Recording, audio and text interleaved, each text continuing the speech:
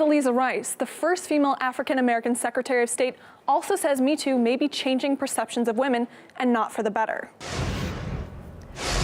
Well, let's discuss this issue now with Middle East expert Ali Risk. Ali, thank you very much indeed for joining us. Some images from a specialty news channel you might have heard of called RT. It's included in most cable subscription packages offered by 3 of Canada's cable providers. You'd be forgiven for mistaking it for just another news channel. It kind of looks like one. It's live from Washington. It even features Larry King. But RT is short for Russia Today, and it's actually a propaganda mouthpiece for the Kremlin.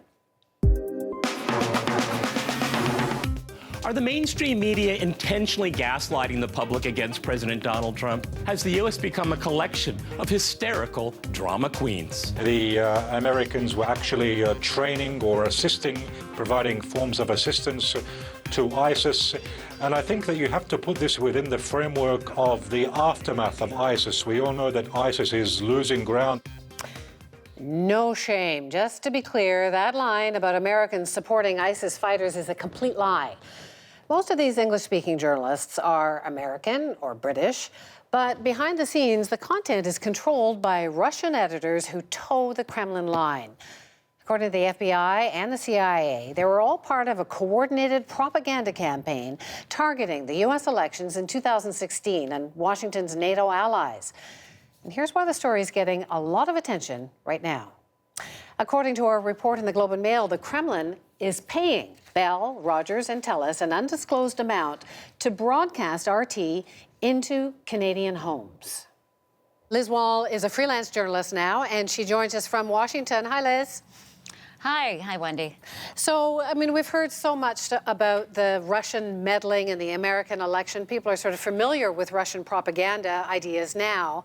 But back then, I guess when you were working it could have been seen as fair game, as just free speech, another viewpoint. Is that what you thought when you first went there? It was, yeah. And for the most part, it actually was that. They pitched it to me as an organization, a news organization that covers stories that the mainstream media ignores.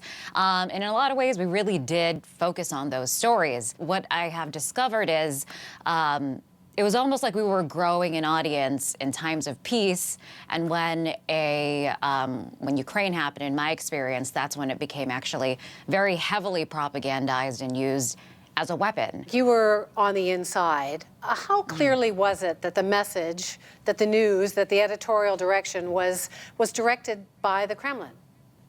It wasn't like you showed up and it was you were getting a directive straight from Vladimir Putin in the morning. But then, there would be certain stories that were declined by the Russian news director. And and as you work there, you came to realize that the ultimate aim was to make the U.S., the West, the EU, NATO, these kinds of institutions, to make them look bad. So you basically report on stories or issues or anything that would discredit the West. Seems there was a very deliberate effort by RT to make this appear like any international cable news channel.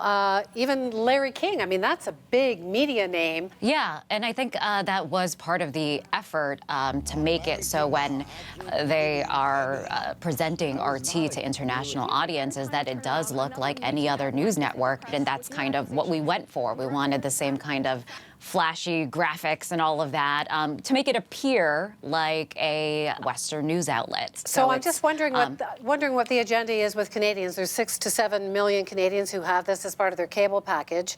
Not exactly friendly relations between Canada and Russia. What do you think that Russia is trying to accomplish with Canada? You talk about a disinformation campaign. How would that apply here? Yeah, well, there you go. You just had mentioned, and there's certain things that Russia is trying to break down, certain institutions. The U.S., one of them, EU, and NATO. And really, they're trying to harm your society by, in doing that, boost the image of Russia. So here in Canada, the cable companies, we've learned, are getting money from Russia to broadcast this. Russia is getting to spread propaganda to Canadians. So are Canadians too naive or too laid back in their approach, do you think? Well, I would argue that before the election, Americans were too naive and too laid back in our approach. Nobody would have imagined that we would be having this Russia investigation front and center and discussed as a national security issue. So hopefully Canadians can learn from our experience and to take preventative measures so that you don't have a potentially adversarial government trying to meddle in your internal affairs. And at the very least, for Canadians to be aware in terms of the information that they are consuming. A few lessons there. Thank you very much. We're getting a lot of information from the Russians, and I don't think Canadians are aware of where all the influences come from. So thank you. You were on the inside. Good to hear your story. Thank you. Thanks, Wendy.